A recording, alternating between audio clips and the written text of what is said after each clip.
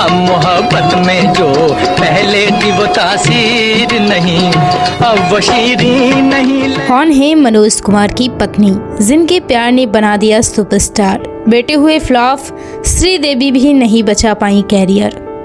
मनोज कुमार, जिन्हें भारत कुमार के नाम से जाना जाता था, उन्होंने 1957 में फिल्म फैशन से डेब्यू किया था और 1960 में कांच की गुड़िया से फेम हासिल हटा ले चेहरे से किया। 4 अप्रैल 2025 को उनका निधन हुआ। चलिए बताते हैं मनोज कुमार की पत्नी और बेटों के बारे में। दिलीप कुमार के बड़े बड़े एक्टर फैन हुआ करते थे, ऐसे ही एक लड़का भी उनका जबरा फैन हुआ करता था। 24 जुलाई 1937 को पाकिस्तान के एबटाबाद में एक लड़के का जन्म हुआ। परिवार ने उसका नाम बड़े ही लाड और प्यार के साथ हरि कृष्ण गोस्वामी रखा, मगर भारत पाकिस्तान के बंटवारे बाद पूरा परिवार भारत आ गया।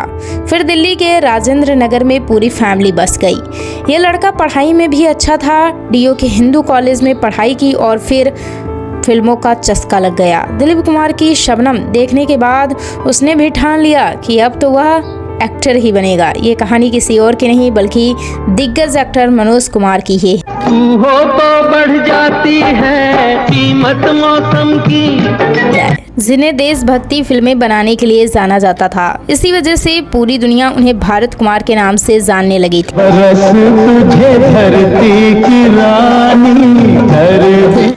मनोज कुमार ने 1957 में फिल्म फैशन से फिल्म इंडस्ट्री में कदम रखा और 1960 में आई फिल्म कांच की गुड़िया से फेम को बहुत नजदीकता से पाई।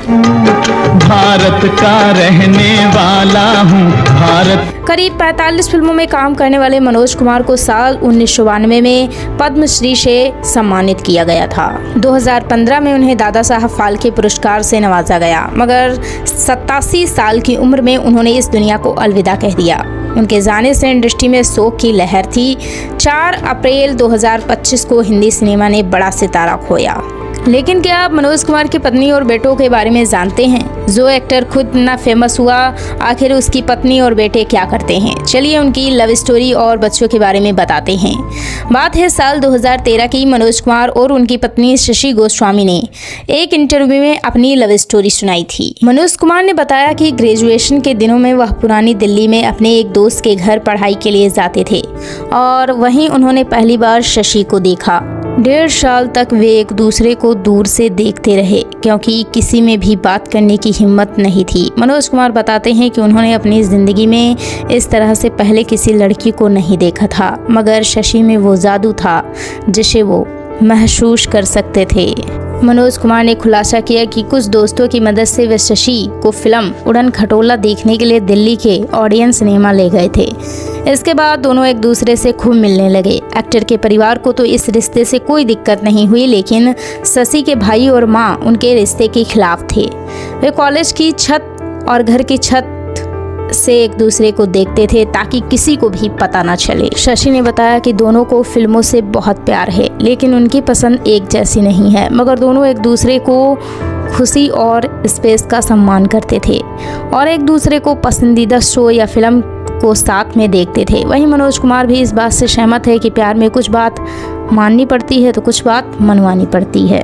मनोज कुमार ने बताया कि शादी के बाद उनके जीवन में सबसे बड़ा बदलाव उनकी फिल्म हरियाली और रास्ता की ब्लॉकबस्टर सफलता थी, जो उनके लिए सुपरस्टार बनने का कारण बनी। शशि ने मजाक में कहा था कि उनकी सफलता के श्रेय उन्हें जाता है क्योंकि उनके जीवन में आने के बाद ही मनोज कुमार सुपरस्टार बने। मनोज कुमार के 2 बच्चे हुए, विशाल गोस्वामी और कुणाल गोस्वामी। विशाल की बात करें तो उन्होंने पिता की तरह फिल्म इंडस्ट्री में किस्मत आजमाई, एक्टर के तौर पर नहीं बल्कि म्यूजिक, विजुअल और प्रोड्यूसर के तौर पर। कभी उन्होंने म्यूजिक डिपार्टमेंट संभाला तो कभी प्रोडक्शन मैनेजर के तौर पर काम किया। क्लर्क फिल्म में विशाल गोस्वामी ने बतौर प्रोड्यूसर तो जय हिंद फिल्म में प्रोड्यूसर मैनेजर के रूप में काम किया। वहीं कुणाल गोस्वामी की बात करें तो उन्होंने बतौर चाइल्ड स्टार क्रांति 1981 में डेब्यू किया था, जिसे उनके ही पिता मनोज कुमार ने बनाया था। दोनों बेटे फ्लॉप अब करते हैं ये काम। कुणाल दिखने में भी किसी हीरो से कम नहीं थे। 6.3 की हाइट तो लुक में भी बिल्कुल हीरो माफिक, मगर उनका एक्टर के रूप में इंडस्ट्री में जादू चल ना पाया। क्रांति में बतौर चाइल्ड एक्टर काम करने के बाद कुणाल गोस्वामी ने श्रीदेवी की फिल्म कलाकार 1983 में काम किया था, जिसमें नीले नीले अंबर गाना नीले नीले अंबर पर चांद जब आए प्यार बरसाए और खूब हिट हुआ, मगर कुणाल का कैरियर पटरी पर नहीं आया। आगे चलकर वह दो गुलाब, पाप और घुंघरू जैसी फिल्मों में भी दिखे, मगर हिट ना हो सके। बैक टू बैक फ्लॉप देने के बाद उन्होंने अपना बिजनेस शुरू कर लिया और वह दिल्ली में कैटरिंग बिजनेस चलाते हैं। तो दोस्तों, ये थी मनोज कुमार की फैमिली।